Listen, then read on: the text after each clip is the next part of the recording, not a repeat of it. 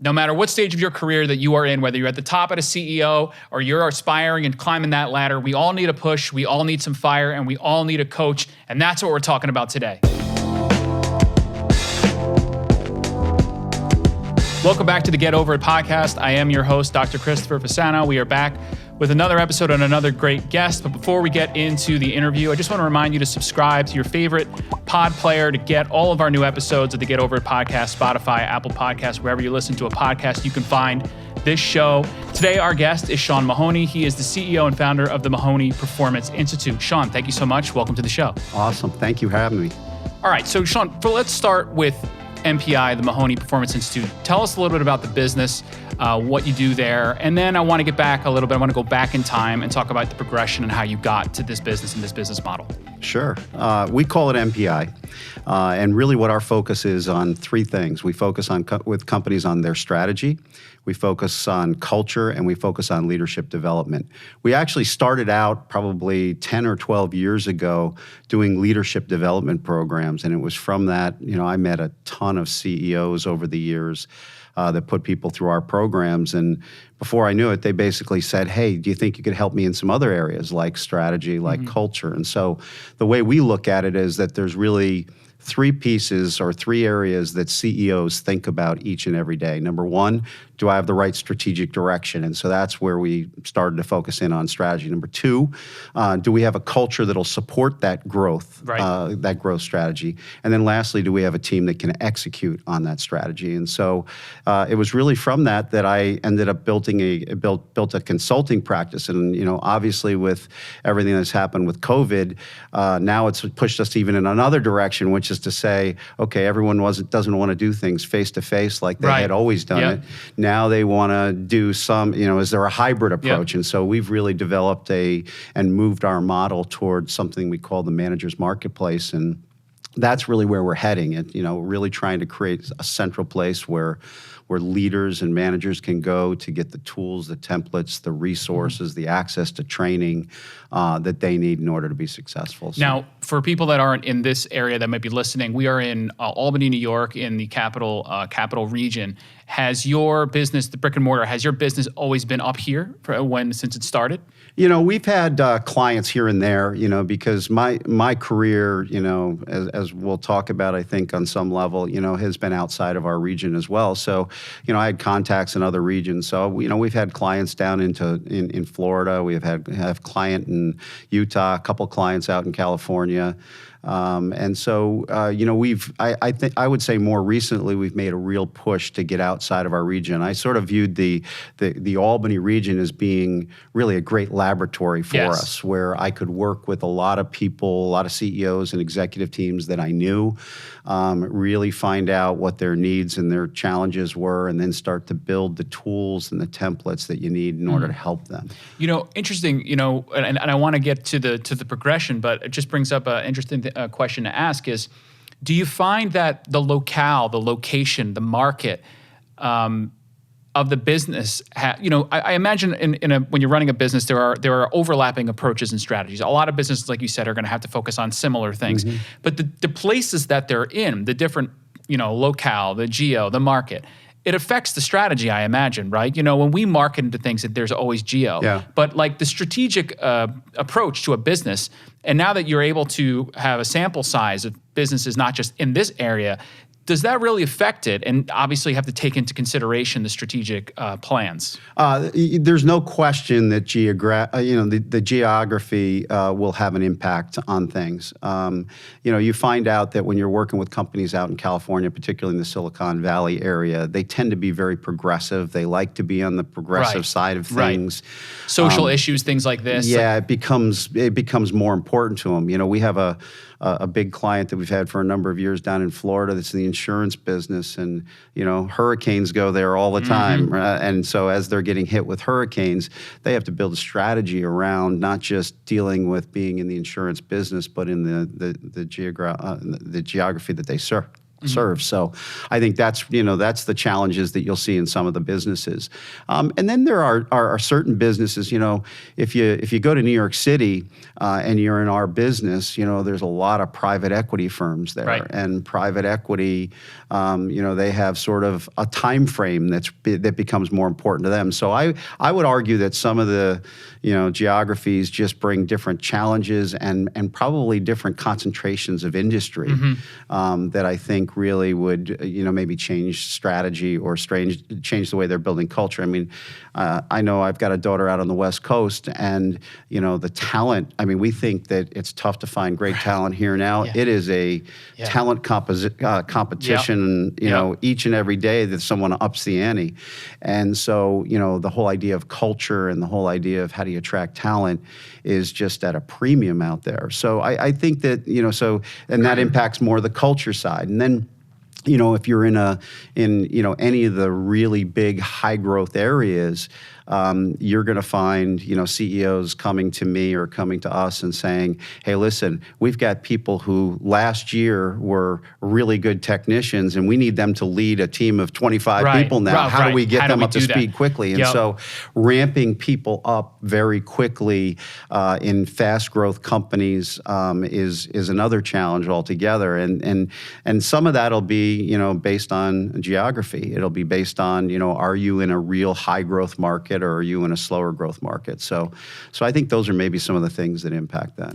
Culture and employees, and that is something that right now a lot of, since COVID and what's going on is a big, getting the most out of the current team you have, and how do you build a team and scale a team in the market that we have is a big, big topic of conversation. I know I want to talk about that, but before I do, I want to talk about how you got to where you are, because I always like to focus on a journey. The destination is great, but the journey sometimes is better, right? Because that really puts a spotlight on the decisions you had to make. And we like to say, like, what were your get over it moments where you made your left and your right?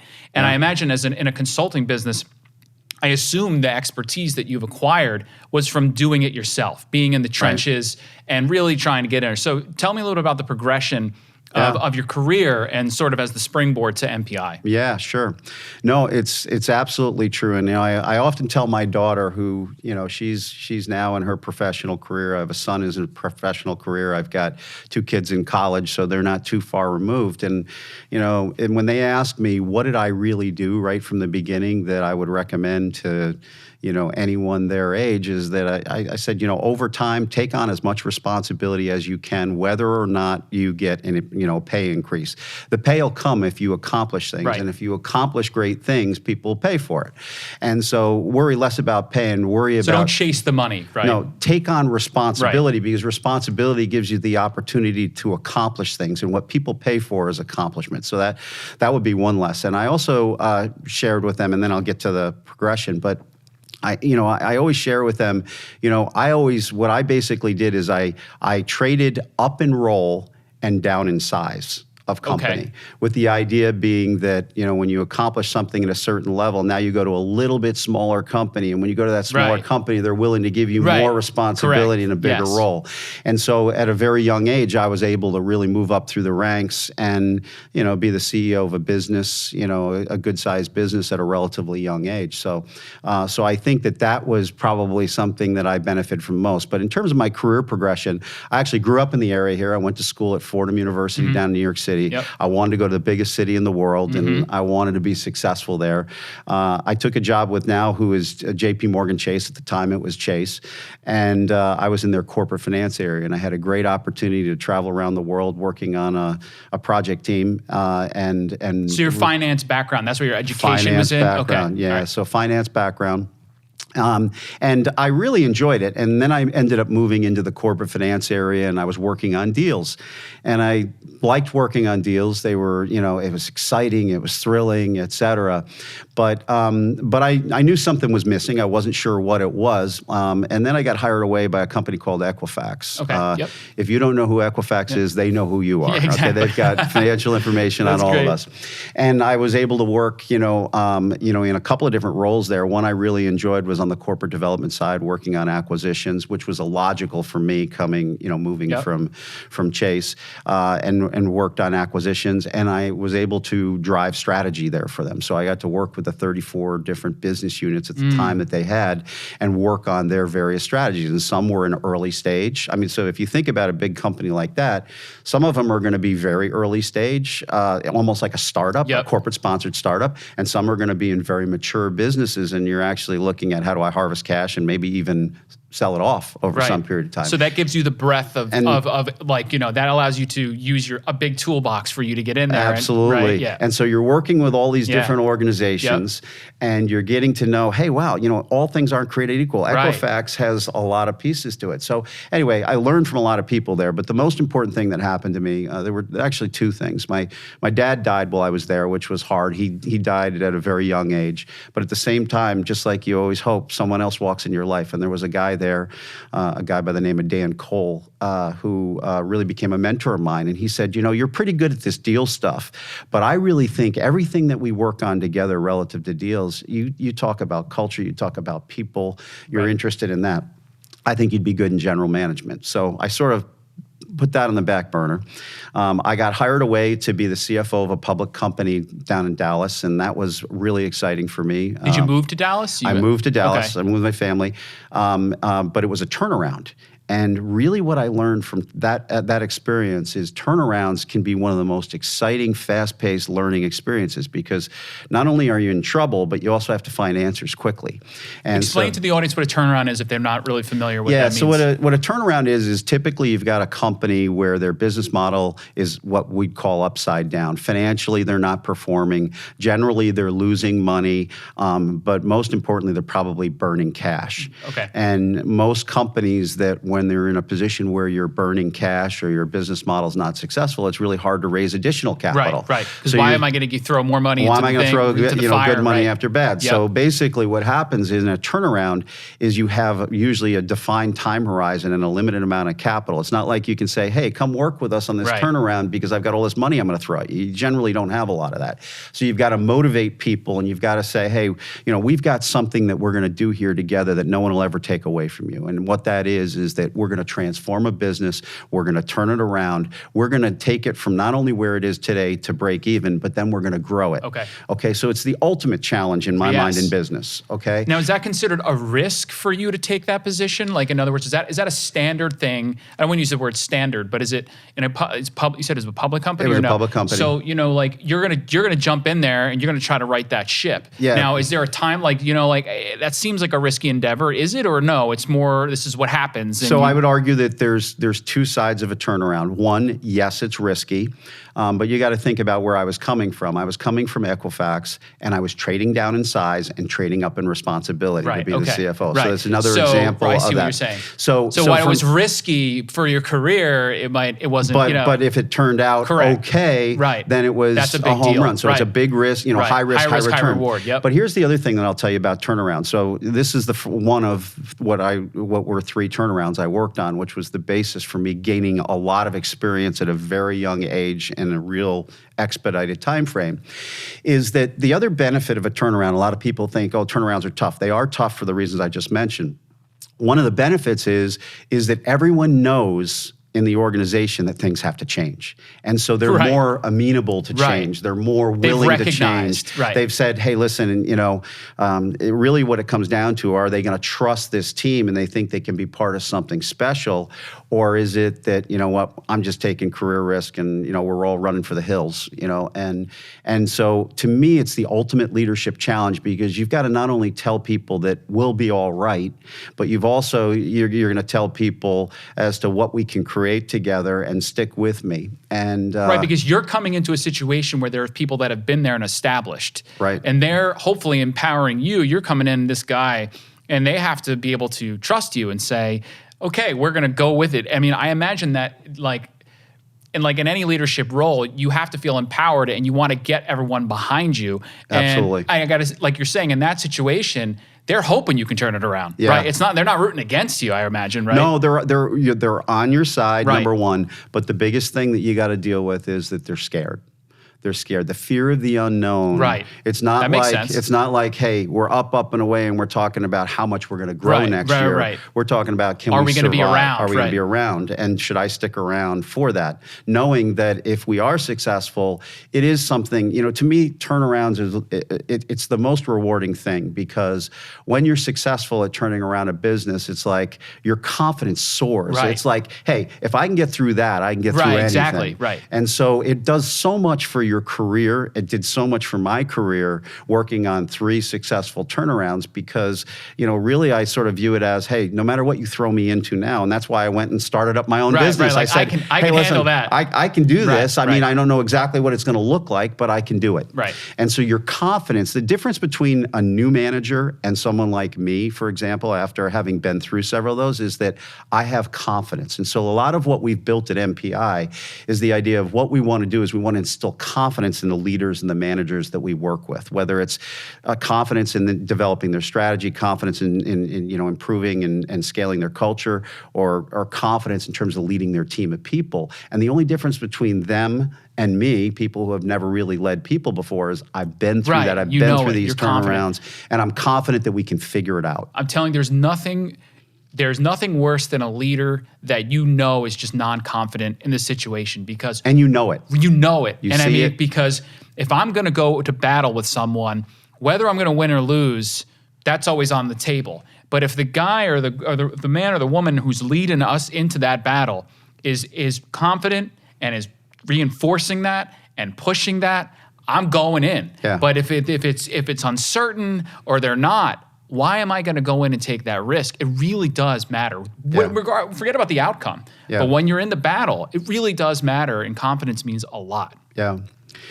So I left there and I went back to How long Atlanta. was that, though? How long, That Shaun? was about 2 years. Okay. It was a turnaround. Then the company was sold to a large publicly traded company. They asked me to stay on as a regional controller, and I said, hey, I kind of like this executive leadership stuff. Yeah. And I got a phone call from the guy that I mentioned before, my mentor, and he said, hey, you're ready to work on another turnaround. And so I I moved back to Atlanta. My wife was very happy. We had 2 young children at the time.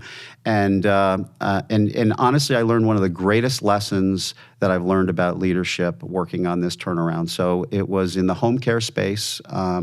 They also, they were involved in hospice and other home care therapies, spread all over the Southeast, publicly traded. And this company was exciting because the people were so passionate about what they did each and every day. They got up and they felt like we're doing good for the world, Yep. and I felt the same way. And so, when you're getting ready to go through the turnaround and you're working through it. But what I really learned from Dan and what I learned in that instance is something that I'll never forget, which is the most important thing you do for your people is don't let them wonder. Okay? I learned that people will go through a turnaround with you. They'll go through tough times if they feel like you're being honest with them. If they feel like you're being transparent. Yeah. So my biggest thing is the biggest evil to a turnaround, or frankly running any business, is that if your people wonder, they're not focused on the good work that they need to do. They're not focused on trying to take their game to the next level, take the company's game to the next level. What they're really worried about is they're wondering. They're wondering, hey, is this going to happen? And generally people, what I've found in tough situations is they think the worst. So when they wonder, they're actually thinking the worst. Why is Shaun behind closed doors? They tend not to he wonder must be about selling the company. They tend not to worry about the positive stuff that is going. They actually think the worst. And so I have really worked with leaders. I've worked with a lot of CEOs on saying the most important thing that you can do is not let your people wonder. And if you can do that, you're gonna, you'll earn their loyalty, you'll earn their trust. And honestly, even if you have to tell them bad news, like, you know what, we're gonna have another significant layoff, that's okay. They'll continue to ride with you as long as they know you're being transparent. Because they're not wondering about it. Now, is there a balance to that, Shaun, where they're not so much under the hood that, like, you're involving them in things that they probably shouldn't be involved in? Like, how does that balance? Oh, yeah. I think there's a big difference between not letting them wonder and telling them everything. Right. The reality is that, and you've probably heard this many times over, is that a lot of people complain that, hey, our company doesn't do a great job with communication. And really what it is that what they're thinking is, I really would love to know everything that the CEO knows. I would so they all want to know more. But what you've got to ask yourself as a leader, as a manager, is you've got to ask yourself, am I sharing with them information that's relevant for them to be successful, for them to be able to make really good, confident decisions, and put them in a position where they can lead their teams effectively as well. And if I'm doing that, then I'm doing okay. I don't have to meet their threshold of what great communication is.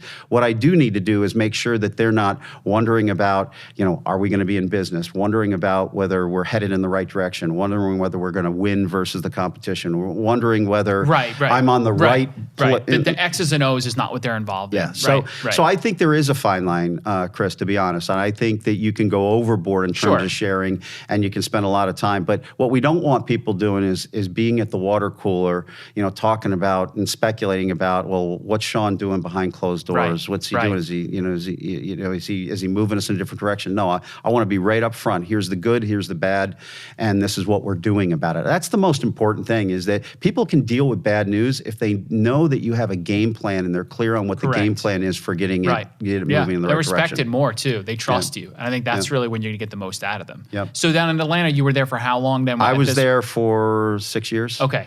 All right. So then that brought me back to upstate New York, which really brought me home. So a lot of people don't know this about me, but I actually grew up in the capital region. I always wanted to get back, because as you start to grow and grow your young family, and I have 4 kids, is that it's sort of, there is always a pull back toward home. Now, whether you move there or you just visit there on a regular basis, you feel like it's connected. I wanted my kids to be around their cousins. I wanted to be around my mom. I wanted to be around my cousins. And I thought, boy, this is a great time for us. So I ended up getting a phone call from a guy who said, hey, listen, my brother's got a business. It's been growing considerably, very fast, but he feels like he needs adult leadership, and he feels like there's a lot of change going on in the industry that's going to all of a sudden hit. And sure enough, I literally, so anyway, I started talking with him, and his name is Pat Mahoney, and he had a business called Nextridge up here, technology services business. And, so he and I talked. I came up, worked with him for about 48 hours, and he offered me the job. And he said, would you like to be a CEO? So I'd been a CFO, COO, and now I had an opportunity to be a CEO. This is not a public company, but it brought me back home. At the time, we had a lot of employees, 450, 500 employees. We were growing on the Inc.'s fastest growing list. But really what was happening was, if you remember, this is back in 2001, 2001, you had the dot-com bust. Well, you also had the telecom bust, and they were serving the telecom sector. And so it was really tough. We had to go down to about 130 employees very quickly, from about 700. I guess it was about 700 at the time, down to 150. So there's anything worse than coming back to your hometown and having to execute massive layoffs. But we got the company profitable. We started moving it in the right direction, started growing it again. Company has grown significantly over the last 10 years or so. And so I really worked on a turnaround, and it was a lot of fun to try to pull a young team together, get them all speaking the same language, and say, hey, you know what, we can get there. And that's when I learned another great lesson, which is there's a big difference between being a number 1 and a number 2 or a number 3, depending on how you view those other roles. When you're a number 1, the buck stops with you. At the end of the day, you feel that, right? You feel it. You feel the pressure. You feel the need to be able to protect the families, because you start to get to know the families, not just the people that you work with. And you know that every layoff, there's probably 4 or 5 other people that are attached to that layoff, and you feel the weight of the world. And really what you have to do is you have to look out the other side, and you have to say, okay, but that's not our goal longer term. Our goal longer term is to grow the business again and get it moving in the right direction and generate jobs and create great stories with the families and stuff like that. And that's what keeps you going when you're involved in a big turnaround like that. But it was through that I got really involved with the Center for Economic Growth. It was through that I started meeting a lot of other CEOs.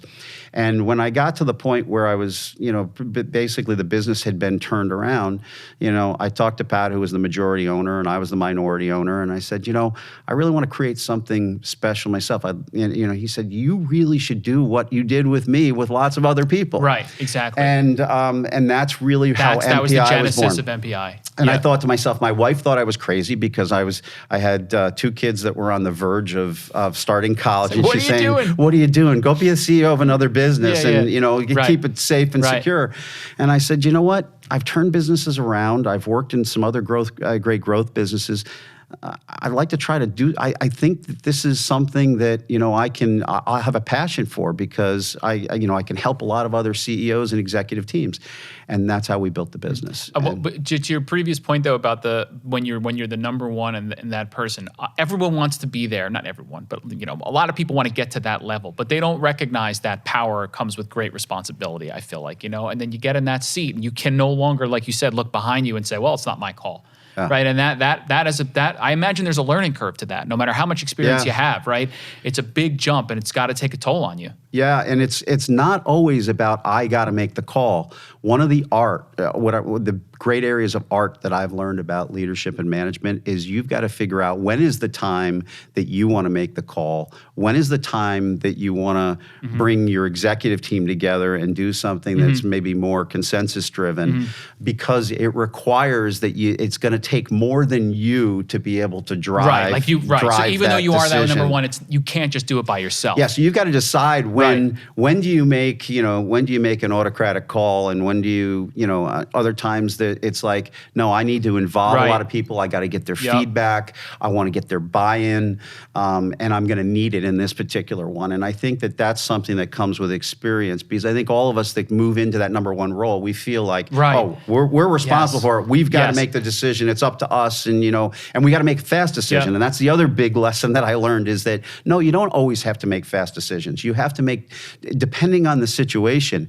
If I'm getting ready to evaluate whether I sell my business or not, do I have to make a quick decision? No, I generally don't. Right. What I want to do is I want to make the right decision. Right. And that might require that I've got to involve other people. It's going to take some time. I'm going to have to assess other alternatives. Okay, so all of these people that always say, hey, being a leader is about making fast decision making, I'm saying it's about making the right decision making and identifying when you have to move fast versus when you have to move a little slower. And I think that that's a really important lesson that I probably learned through turnarounds, is that everyone thinks you have to just move fast because you're burning cash.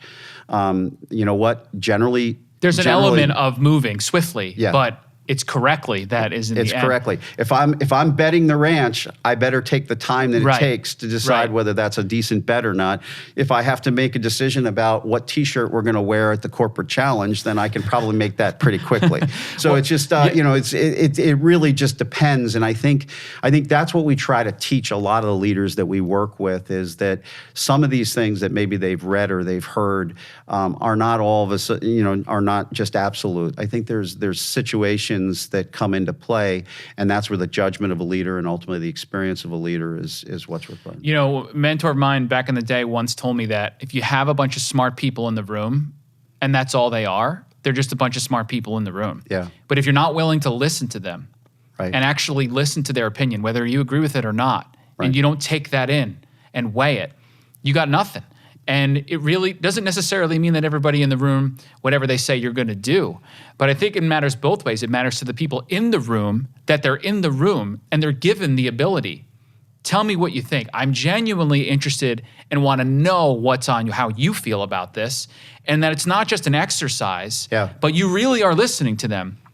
Because there's nothing worse than when I ask your opinion and I don't care what it is, because I'm just asking you to ask you, and no matter what you say, I'm going to do this. Yeah. I feel like that as a leader, now I imagine there's some people that do that, but to me, like if you really want to hear my opinion, I want to know you're genuinely going to listen to it, right? Yeah. And not just be like, oh, it's just an exercise. Do you talk to leaders about that? Because I have to. Absolutely. So one of the things that we talk to leaders a lot about is, I'm a big believer in surveys, and whether it's an employee survey, customer survey, we use the Net Promoter Score, we use the Gallup survey for employees, is that, you can ask people for feedback, but if you don't really want their opinion, they're going to figure it out real fast. And your credibility as a leader is going to change immediately. You're not going to motivate people. People want to be a part of something.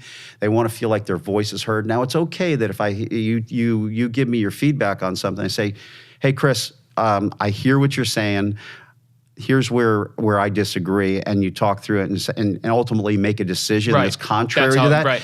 What I can confidently say is that you're going to feel like, well, at least my voice was heard, number one. Yes. I had a seat at the table. At the table. I tell people that all the time. What's the great opportunity when you become part of an executive team? Well, the great opportunity is you have a seat at the table. Yep. You have an ability to influence whoever the final decision maker is. But what I tell leaders who, the CEOs that are leading those groups of people is don't pull a bunch of people in a room, ask their opinion, and then not really factor that in and not tell them why you made a decision to the contrary. Because immediately you will start to lose your executive team. Right, and why am I going to want to offer my opinion in the future? Yeah. Right, I'm not going to want to be, and I'm going to be down on it. And and that's where you But I say the same thing with employee surveys or even customer surveys. If you're going to take the time, the valuable time of your customers and of your employees to ask their opinion, you better tell them what you're going to do with it. Whether you agree with it, whether you're acting on it, whether you're not. Right. If they think it just goes into a black hole, eventually they're not going to want to waste their time to fill out that survey. The employees are going to say, why does it matter? Chris is, he's sending out his, his typical survey that he does every year and never does anything about it. And honestly, that's demoralizing. That will be demotivating to your team. And so, plus, the data you're acquiring is useless at that point because it's not a true reflection, really, of what you really want to get out of it. Because they're just going to. I love using that as a big motivational tool. I heard what you guys said in that survey. These were the 3 most important points that you made to me, and here's the 2 things we're going to do about it. This other one I'm going to table for a while because I just don't think we have the resources or whatever it's going to take. But you want to talk about motivating people? That's how you motivate that's people. True. That's great. Is let them feel like their voice is heard. Wow, what you said really stuck with me. Yeah, that's good. Yeah. Now, so in your career, you've come into businesses. They were established, and some were doing better than others, and so you became this sort of fixer of this art. Now you got to start your own. Yep. So you're not going into something that's established. Right. New set of challenges. Yeah. I wanted the challenge because I said, hey, I've worked on turnarounds, which I think is the ultimate challenge. And then a couple of people have told me, no, harder than turning something around is starting something from scratch and, trying to, generate, demand for your services and things of that nature. I'm not sure which one is more difficult. I know that we've... own set of difficulty. Yeah, we've spent, here's the thing that's different is that I think that when it comes to a startup, it requires more of your visionary skills to be challenged. I think when it comes to a turnaround, it's more of you sort of ferreting out what is the wheat from the chaff and how do I, ultimately, sort of revamp the business model. So a lot of it is, you rolling up your sleeves and sort of figuring out, do you have the right team? Do you have the right processes? How do we fix it? And then recreate value for our customers. I think it's a little bit less on the visionary side. I think it's more on I have to lead and motivate people. Over here, I've got to try to figure out whether we have something or we don't have something. And so I think it's a little bit different challenge, but I always love challenges. So I wanted a new challenge. Right. I've worked in growth businesses. Equifax certainly, Chase was certainly growth businesses. I've worked in, 3 big turnarounds. So now this was my opportunity to start something. And I've loved it. I've loved every minute. I've kept it small intentionally because what we really did over the last 7 years is we've been building content. And what I mean by content is we've been building the tools, the templates, the processes, the checklists, the things that will make the CEOs and executive teams that we work with much more efficient and effective quickly. And so the idea was to build as much content as we could over the first 7 years and build the library. Now we're trying to take a lot of that online and create this manager's marketplace. And then I think there's going to be, okay, now how do we scale it? How do you scale that? How do we scale that? And that's really the next phase in our development. And so for me, it's been, trying to figure that out, trying to keep a small elite team together that, that believes in what we're doing, service a great group of customers. I work with many of the best companies in our region region, and then, like I said, we're beyond here.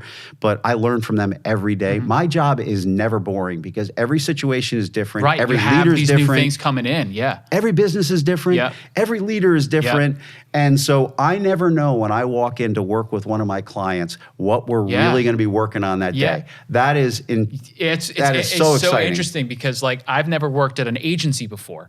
I've always worked in one thing at a time. And the thing that some people dislike about an agency, which I really like, is that I work with so many different kinds of businesses, all different verticals, all different industries, and it presents a new challenge all of the time. There's a core approach, but it's a very different set of challenges, and it keeps it fresh. There's never, it's never like when you get into a corporate setting. Sometimes it feels like sometimes the wheels are just spinning. But now I love that. It keeps me sharp. It keeps me going. Before we close, I want to just ask you this. I think you would agree, but I think that no matter how successful a leader is, CEO or someone in a leadership position, there's always room to get better, right? And I feel like no matter what level you're at, whether you're still trying to climb or you got to the highest point, you could always get better.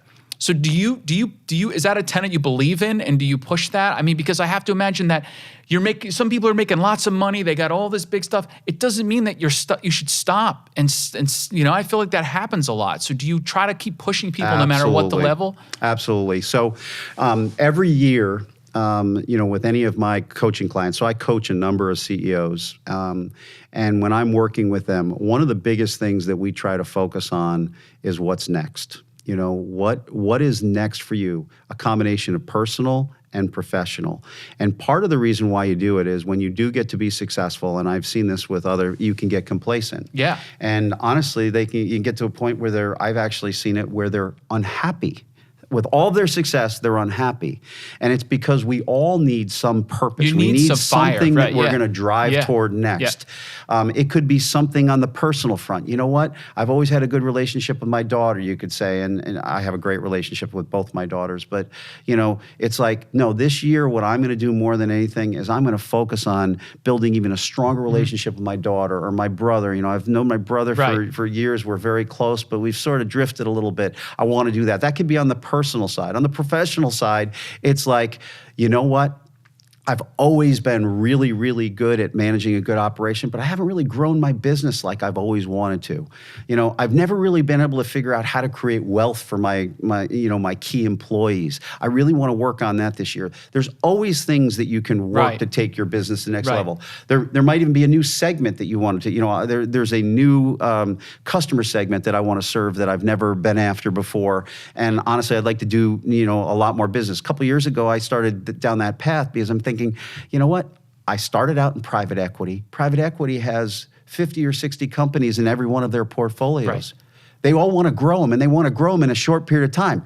What better, group could you go after if you're in my business? And so, I sort of looked at that and I said, that's a really interesting, compelling, place to go. And so we're trying to move a bit in that direction. But my point is, for me, I looked at it and said, hey, can't we change the game here, in terms of training? When I look at training, I grew up, being trained just like everyone else. We have our foundational programs. But you know where people are going? They're going to personalization, where the training program that you need is a different training program than I need. And how can you create that personalized experience?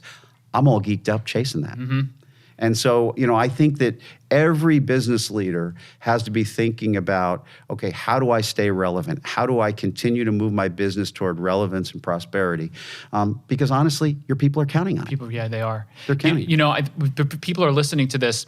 I want them to just to be clear that we're talking about leaders, we're talking about CEOs, but your services are not just relegated to those guys at the very top. Absolutely so I know you have products and services and for those managers and people that are aspiring or wanting to be better leaders, right? Yeah. So just a little bit, talk a little about the breadth of that, so people just don't, That's a great point. I appreciate you bringing that up. Why I'm talking about CEOs and executive teams, our thought process originally was we started out in leadership development, and we had a lot of people that were training their people. And you know what their biggest complaint was?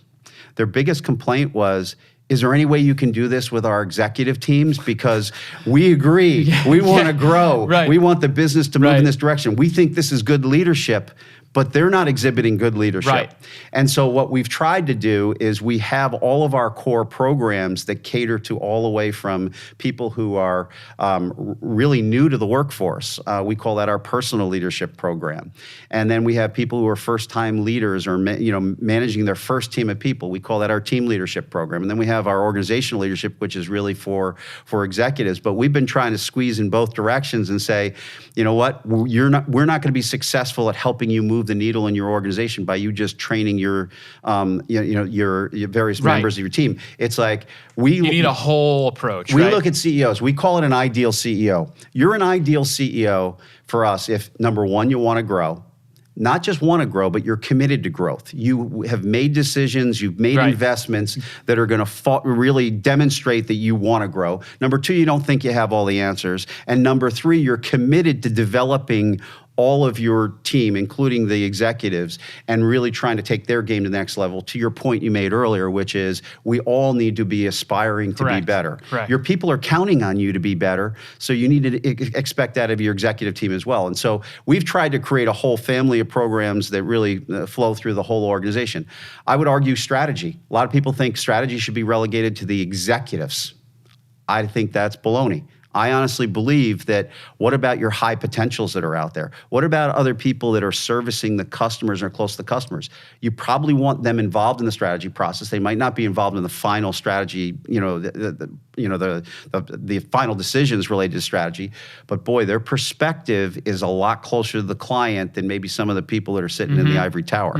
So make sure that you have the right people involved in strategy. Make sure that you really are building a culture that is going to make you successful and that is scalable. And a lot of that information comes from people a little deeper in the organization. So. Well, for everybody listening, if you can't tell by Shaun's passion, I mean, I'm talking to him right now. I'm getting fired up, and I think that if you're listening out there at whatever stage you are in your career or in a business, and you want to advance, you want to learn how to become a better leader, a better manager, you want to be able to grow, or if you're already at that higher level and you're saying to yourself, man, I lost some of that fire. You can reach out to your team, MahoneyPerformanceInstitute.com, right? Yeah. And just, I know there's their phone numbers, there's a consult, you can fill out a form there, right? That's the best ways to reach out to your team if they're hearing this and they want to see what they can get out of it, maybe? Yeah, either email us or there are phone numbers there where they can reach out to us. We love to talk to people, so if you reach out to us, we'll get back to you right away. I think it's pretty informative. We've done a lot of work on our website, and I think there's a lot of good content there that'll give you a good sense for how we work with companies and what we provide. But I think the best thing to do is reach out to us. Let's have a discussion and see if we can help. Shaun Mahoney, MahoneyPerformanceInstitute.com. Thank you so much for the time. Appreciate it. Awesome. Thanks, Chris.